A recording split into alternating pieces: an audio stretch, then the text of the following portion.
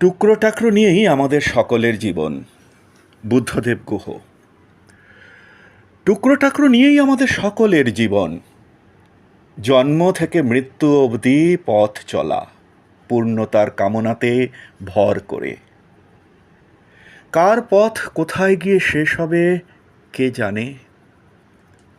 কিন্তু এই অবিরত চলার আরেক নামই তো জীবন।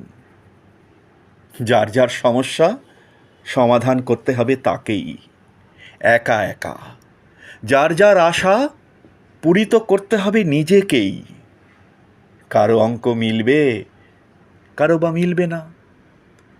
জীবনের নানা আশীর্বাদ আর অভিশাপ সঙ্গে নিয়েই চলতে হবে আমাদের প্রত্যেককে।